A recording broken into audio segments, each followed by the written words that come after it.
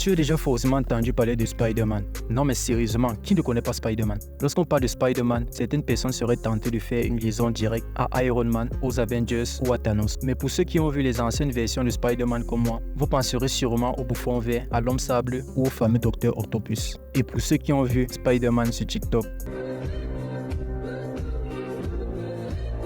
je pense qu'il n'y a rien à faire pour vous. Je me suis donc fixé comme objectif de réaliser les tentacules de Dr Octopus sur le logiciel Blender.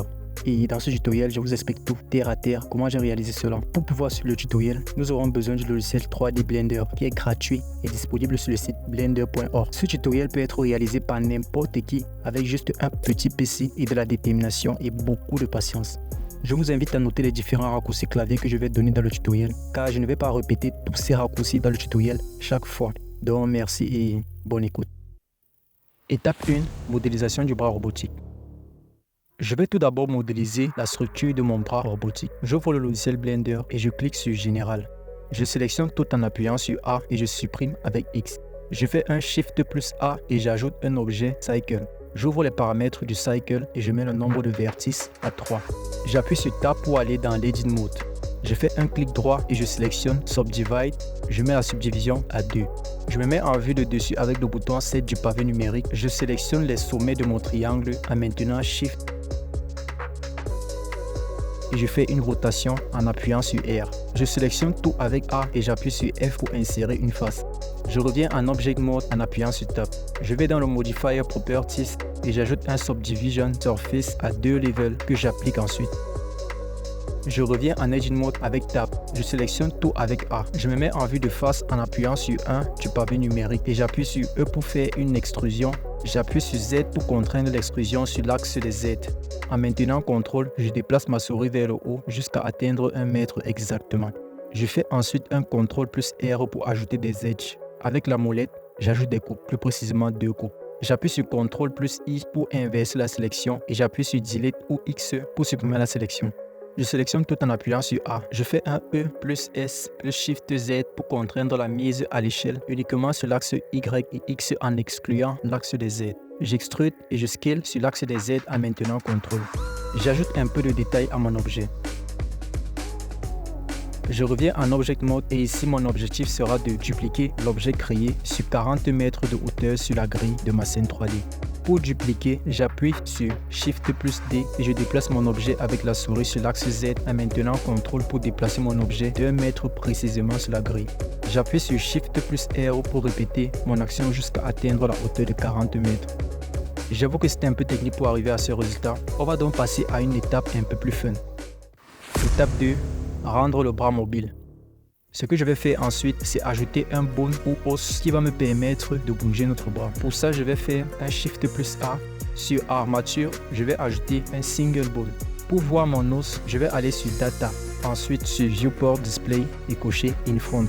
Je vais aller en Edit Mode et me mettre en vue de face. Je vais sélectionner le haut de mon os et je vais appuyer sur G puis sur Z en maintenant CTRL pour changer de case en case la position de mon os sur l'axe Z jusqu'à atteindre 40 mètres de haut. Pour voir précisément où s'arrête mon os, je vais me mettre en transparence. Je vais sélectionner le corps de mon os, faire un clic droit et subdiviser 39 fois pour distribuer chaque os à chaque partie du bras. Je reviens en Object Mode avec Tab. Ok, cette partie est très importante et doit être faite dans l'ordre. Tout d'abord, je sélectionne toutes les parties de mon bras. En maintenant Shift, je sélectionne également l'os et j'appuie sur CTRL plus P et je choisis 8 Automatic Weight. Maintenant, si je pars en Pose Mode en sélectionnant mon os,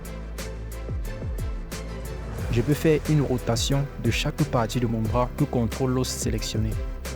Vous conviendrez avec moi que s'il faut animer ce bras en bougeant chaque os à chaque keyframe, cela nous prendrait une éternité. Nous allons donc créer un objet empty qui va nous permettre de bouger l'intégralité de notre bras de manière dynamique.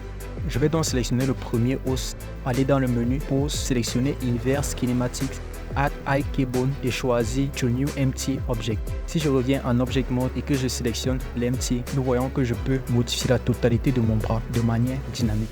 Pour que la rotation de mon empty influence également celle de mon bras robotique, je vais sélectionner mon squelette, aller dans le Bone Constraint et cocher Rotation.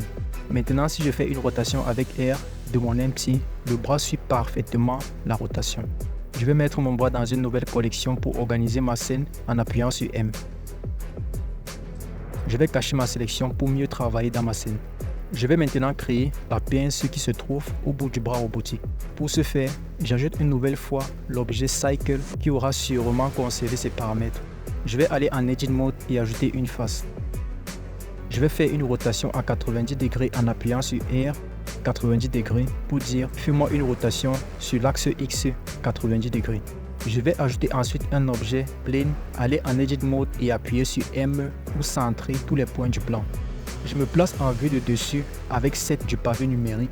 Je fais une extrusion avec EY pour contraindre l'extrusion sur l'axe Y. J'ajoute un modifier Skin pour donner de l'épaisseur à mon segment. En appuyant sur la touche N, j'ouvre un nouveau menu. Avant d'appuyer sur la touche N, il faut s'assurer que le curseur de la souris soit bien dans la fenêtre de la scène 3D. En sélectionnant un point, je peux changer ainsi son épaisseur sur l'axe X ou Z. Je vais ensuite subdiviser mon segment. Je reviens en Object Mode et sur le modifier Skin, j'appuie sur Create Armature pour créer un squelette directement sur ma pince. Si je pars en Pose Mode après avoir sélectionné le squelette, je peux ajuster la forme de ma pince. Je reviens en Object Mode, je sélectionne mon objet et je lui ajoute un modifier Array. Je mets le count à 3 et je sélectionne l'objet Offset. Je choisis mon objet qui va définir la position des répétitions. Je fais une rotation en Y en maintenant CTRL. Si je pars une fois de plus en Pose Mode et que je fais une rotation en X de mon os, toutes les autres pinces suivent le même mouvement. Je vais faire réapparaître la collection de mon bras et je vais déplacer ma pince sur le bras. Je vais parenter ma pince à mon bras. Si je bouge l'empty de mon bras, il n'y aura que le bras qui bougera. Or, nous on veut que le bras bouge avec la pince. Pour ce faire, je sélectionne ma pince en premier et mon empty en deuxième. Je fais un CTRL plus P et je choisis Object. Maintenant, si je bouge mon empty, mon bras et ma pince bougent ensemble. À ce stade, on a déjà un bras fonctionnel. La prochaine étape consiste à attacher ce bras à un personnage comme le Dr Octopus. Étape 3. Recherche de modèle 3D. Dans cette étape, je vais rechercher un personnage 3D animé auquel je vais rattacher mon bras robotique.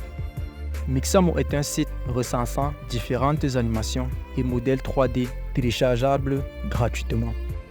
Je vais aller dans la barre de recherche Google et rechercher Mixamo. Ensuite, je vais aller sur le site et me connecter à mon compte à partir de mon compte Google. Si vous n'avez pas de compte, vous pouvez en créer un et la création du compte est gratuite. Je vais rechercher ensuite des animations. Pour ce tuto, je vais prendre une animation d'un personnage qui est debout. Mais vous pouvez prendre également une animation d'un personnage qui marche ou qui court. Tout dépendra de vous. Je vais ensuite télécharger en appuyant sur Download. Je vais venir sur Blender, appuyer sur F4 et importer l'animation téléchargée sur le site Mixamo en format FBX. Je vais sélectionner tout mon bras robotique et diminuer sa taille avec S. Je vais déplacer mon squelette sur le dos de mon personnage.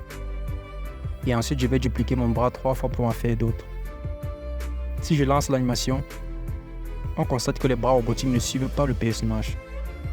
Pour arranger cela, nous allons sélectionner le squelette du personnage, aller en Pose Mode, sélectionner l'os qui gère le dos du personnage, revenir en Object Mode, sélectionner tous les différents squelettes des bras, sélectionner en dernière position le squelette du personnage et faire un CTRL plus P, puis choisir Bone. Lorsque j'appuie sur Play, les bras suivent bien le corps. Voici donc le résultat final de notre travail. Il y a encore beaucoup de choses à ajouter dessus, mais je ne le ferai pas dans ce tuto car je pense qu'il est déjà assez long. Si vous voulez une partie 2, faites-le moi savoir dans les commentaires. Likez également la vidéo si vous aimez, abonnez-vous et activez également la cloche pour être au courant des prochaines vidéos qui arrivent. Pour ceux qui sont arrivés jusqu'ici, je tiens à vous remercier d'avoir regardé la vidéo jusqu'à la fin. Également pour ceux qui m'ont écrit sur le tout premier tutoriel que j'ai fait. Je vous remercie et j'espère que vous continuerez à me soutenir en likant, en partageant la vidéo autour de vous. Encore merci d'avoir regardé la vidéo. Voici le résultat final.